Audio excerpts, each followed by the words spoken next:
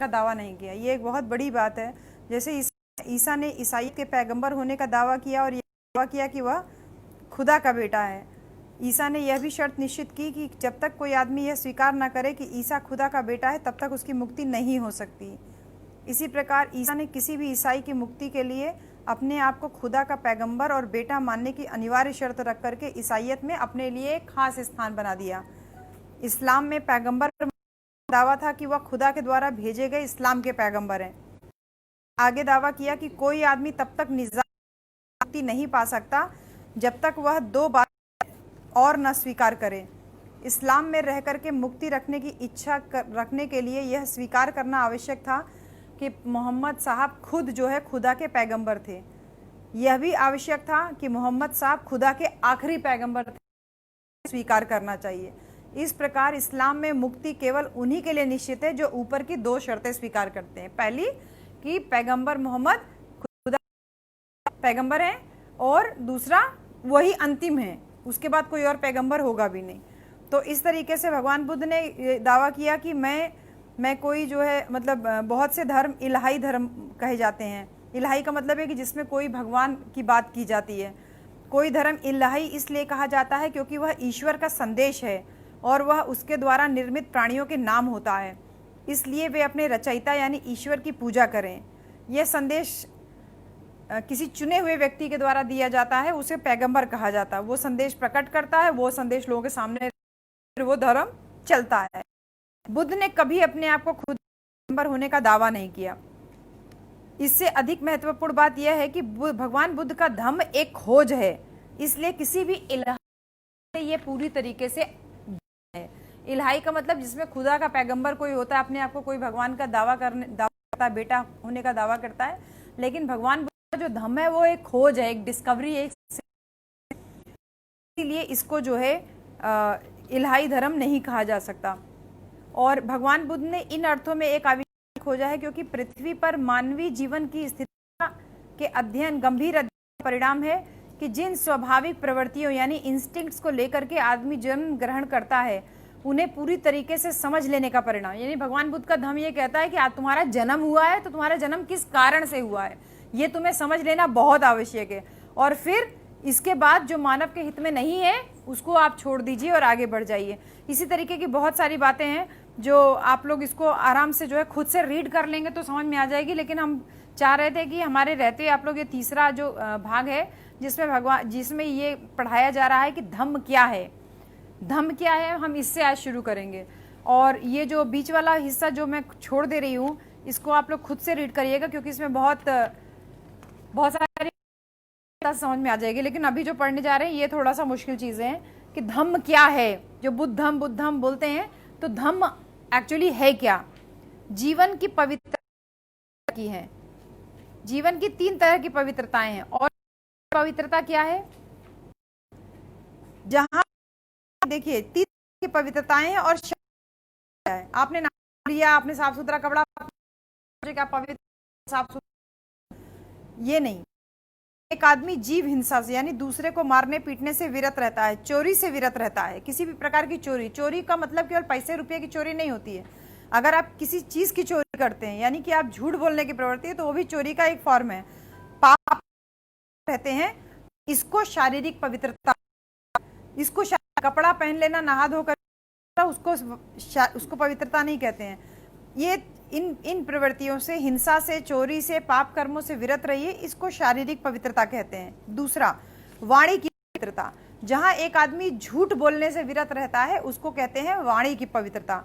और मानसिक पवित्रता क्या है कि यहाँ एक भिक्षु काम इच्छा से ग्रस्त रहता है तो वह जानता है कि मुझ में कामच्छंद है।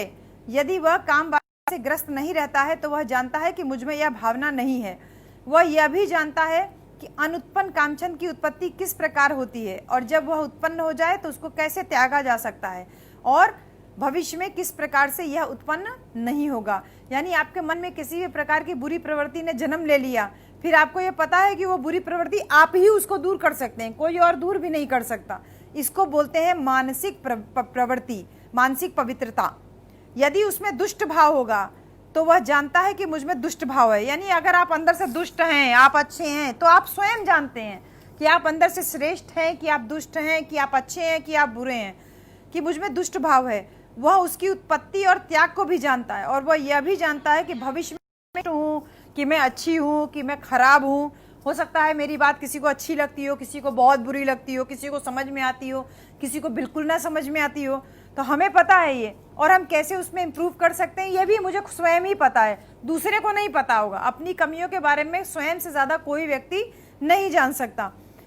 वह यह भी जानता है कि भविष्य में किस प्रकार से उसकी गलती से वो दोहराएगा नहीं, उसकी पुनरावृत्ति नहीं होगी।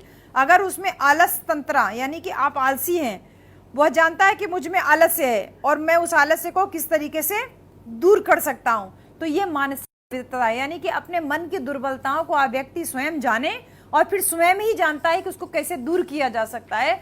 तो आप इस मानसिक दुर्बलता से जब आप परे हो जाते हैं, यानी कि उसको मानसिक पवित्रता बोलते हैं। तो 3 तरीके की पवित्रता भगवान बुद्ध ने बताई। शारीरिक पवित्रता, जिसमें आप हिंसा करने से, चोरी करने से और पाप कर्मों से दूर रहते हैं। दूसरा, वाणी की पवित्रता, जिसमें आप झूठ बोलने से विरत रहते हैं। और तीसरा, मानसिक पवित्रता की किसी भी तरीके का बुरा भाव मन में नहीं आएगा, किसी भी तरीके की मन की दुर्बलता। आपको अगर जैसे गुस्सा बहुत जल्दी आता है तो आपको पता है कि आपकी कमजोरी है, क्योंकि एक क्षण गुस्सा आया, दूसरे ही क्षण उसी के प्रति बहुत प्रेम आने लगता है। तो वो दुर्बलता ही है जिसकी वजह से आपको क्रोध आता है और जिसकी वजह से आपको प्रेम होता है। तो ये इस दुर्बलता पे आप जैसे काबू पा लेते हैं तो वैसे ही आपकी मानसिक पवित्रता जो है वो बन जाती है। जो शरीर, वाणी और मन से पवित्र है, निष्पाप, स्वच्छ और पवित्रता से युक्त है, उसको लोग निष्कलंक यानी पाप धो डालने वाले के नाम से पुकारते हैं। हम लोग छोटे छोटे थे, स्कूल में पढ़ते थे, तो गाना चलता था सीएमएस में, पवित्र मन रखो, पवित्र तन रखो, पवित्रता मनुष्यता की शान है।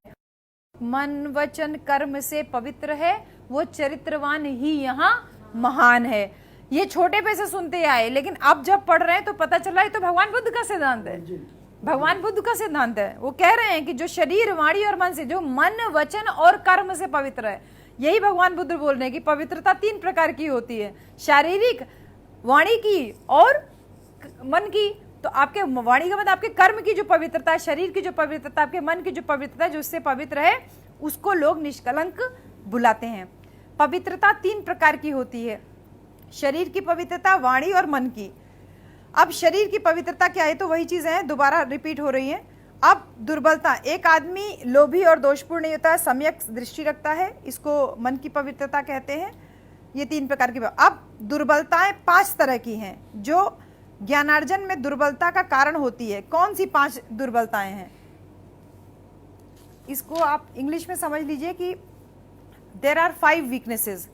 हाँ, 5 weaknesses which are a source of weakness to training. दुर्बलताएं वीकनेस हैं, आपकी कमजोरी है। क्या कमजोरी है? जीव हिंसा, चोरी, मिथ्याचार, झूठ, शराब और नशीली वस्तुओं का सेवन, जो आदमी को निकम्मा बना देती है। आप नशा करते होंगे तो आप दिन भर ड्राउजी फील करेंगे, आपको थोड़ी देर तो आनंद आएगा, लेकिन उसके बाद निश्चित रूप से आपको फिर सोने का मन करेगा, खूब सोएंगे, खूब ड्राउजी, आपका किसी काम में मन नहीं लगेगा, आप एकदम डुलमुल डुलमुल इधर उधर पड़े रहेंगे। जीव हिंसा, अगर आप हिंसा करेंगे तो आपके मन में हमेशा भय बैठा रहेगा। चोरी करेंगे आप, मिथ्याचार, कोई भी गलत आचरण करेंगे, झूठ बोलेंगे तो भी वो आपकी कमजोरी बन जाएगा, कोई भी उसका गलत फायदा उठा सकता है। और शराब और नशीली वस्तुओं का सेवन आदमी को पूरी तरीके से निकम्मा बनाता है। ये 5 कारण हैं जो विफलता की ओर ले जाते हैं। आप इन 5 कारण में से कोई भी एक कारण का पालन करके देख लीजिए, आप निश्चित रूप से कभी भी लाइफ में सफल हो ही नहीं पाएंगे, कभी भी सफल नहीं हो पाएंगे। तब ज्ञानार्जन में दुर्बलता के 5 कारण दूर हो जाते हैं, तो 4 स्मृतियों की उत्पत्ति होनी चाहिए। और फिर भगवान बुद्ध आगे क्या कहते हैं? ये कहते हैं कि ये 5 sources of weaknesses are put away. तो 4 arising of mindfulness should be made to become. 4 तरीके की स्मृतियां, माइंडफुलनेस, जो जागृति होती है वो उत्पन्न होती है। यहाँ एक भिक्षु काया के प्रति कायानुपसना करता हुआ विहार करता है। वह प्रयत्नशील है, जागरूक है, स्मृतिवान है, लोक में विद्यमान लोभ को काबू में किए होता है।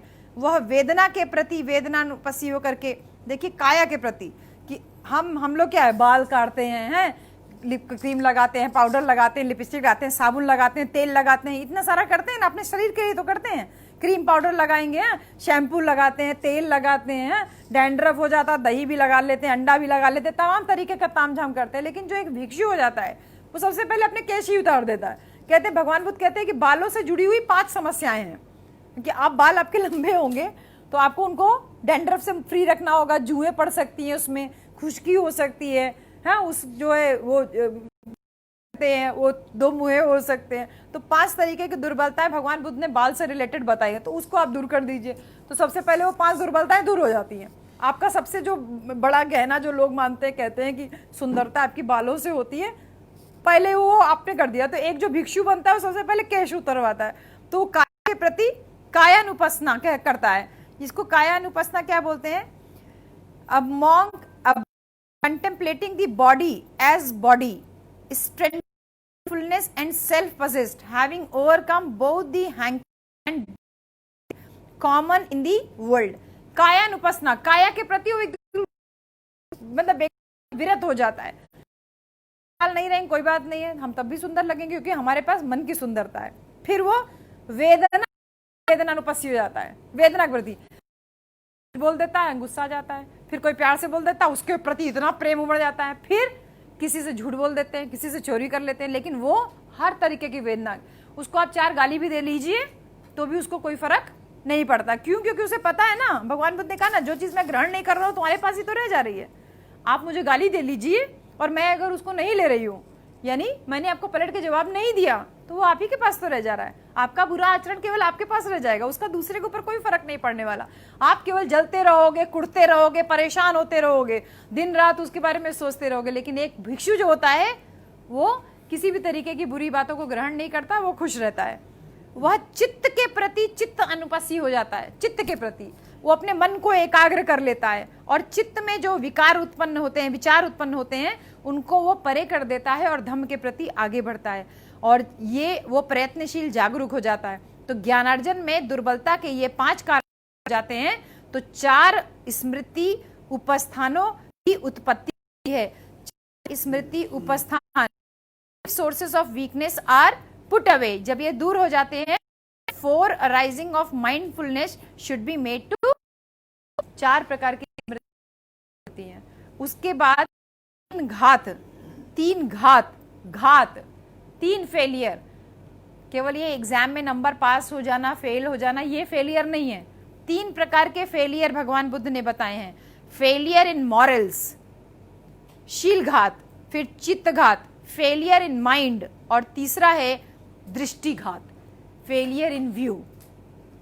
शीलघात, आप फेलियर इन मॉरल्स, हम लोगों को बचपन से सिखाया जाता है, झूठ मत बोलिए, बड़ों का सम्मान कीजिए, आदर करिए, चोरी ना करिए, सिखाया जाता है। लेकिन जैसे जैसे बड़े होते हैं, सबसे पहले ये सारे मॉरल्स किनारे होना शुरू हो जाते हैं। नशा नहीं करिए, जैसे जैसे बड़े होते हैं, दोस्त यारों की संगत पाते हैं और वो सारा नशा करना सीख जाते हैं और फिर लगता है यही दुनिया सबसे अच्छी है।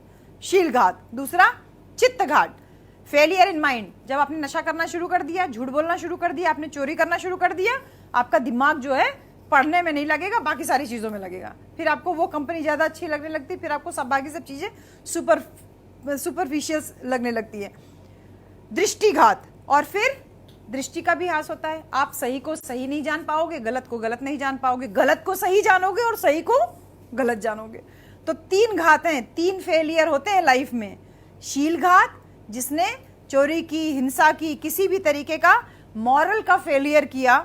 दूसरा, उसका माइंड का फेलियर हो जाएगा और फिर उसका दृष्टि का फेलियर हो जाएगा, उसका दृष्टिकोण पूरी तरीके से चेंज हो जाएगा। जो अच्छा व्यक्ति भी होगा वो भी बुरा लगेगा और जो बुरा व्यक्ति होगा वो भी आपको अच्छा लगेगा। आपको कोई चोरी करना सिखाएगा तो आपको लगेगा इससे अच्छा तो कोई है ही नहीं। आपको कोई झूठ बोलना सिखाएगा, आपको लगेगा इससे अच्छा तो कोई है ही नहीं। आपको कोई नशा करना सिखाएगा तो आपको लगेगा इससे तो अच्छा मेरा कोई है ही नहीं। लेकिन जैसे होंगे, जैसे जैसे आपकी लाइफ आगे बढ़ेगी, तब आपको समझ में आएगा कि हमारी लाइफ के ये 3 फेलियर थे, जिसके बारे में भगवान बुद्ध 2600 साल पहले बता करके गए। अब इसी को डिटेल में आगे बताया गया कि शीलघात में प्राणी हिंसा करता है, चोरी करता है, व्यभिचार करता है, झूठ बोलता है, चुगली करता है, कठोर बोलता है, व्यर्थ बोलता है, इसको शीलघात कहते हैं, वही पंचशील वाला। फिर चित्तघात है, एक आदमी लोभी होता है, यह चित्तघात कहलाता है। दृष्टिघात, धारणा दृष्टि करने में कोई पुण्य नहीं है, ये मानता है कर्म ये कुछ नहीं, लोक परलोक पिता है कोई नहीं है, हाँ सब हैं, जो कुछ है वो स्वयं है बस। तो ये दृष्टिघात कहते हैं। तो वो कहते हैं भी 3 घात के कारण ऐसा होता है कि मरने के प्राणी दुर्गति को प्राप्त होते हैं। स्वर्ग और नरक की अवधारणा को भगवान बुद्ध ने पूरी तरीके से खंडन किया है। वो कहते हैं जिनमें ये 3 घात होता है वो दुर्गति को प्राप्त होते हैं, की ओर ले जाने वाला मार्ग है। भगवान बुद्ध ने 3 लाभ है, शील लाभ, चित्त लाभ और दृष्टि लाभ। तीनों लाभ भी बताए। शील लाभ है जो आदमी प्राणी हिंसा से विरत रहता है, किसी भी तरीके से ये जो पाप कर्म है इससे विरत रहता है, इसको शील का लाभ बोलते हैं। और चित्त लोभी नहीं होता है, उसको चित्त लाभ कहते हैं। और दृष्टि लाभ यानी कि आदमी किसी के प्रति गलत दृष्टिकोण नहीं है, उसको दृष्टि लाभ कहते हैं। तो कल आप लोग ये पढ़िएगा, जीवन में पूर्णता प्राप्त करना धम्म है। ये सब थोड़ा सा जो है भगवान बुद्ध का जो धम्म से रिलेटेड बातें हैं, हम यही चीज़ें जो है चाह रहे थे, क्योंकि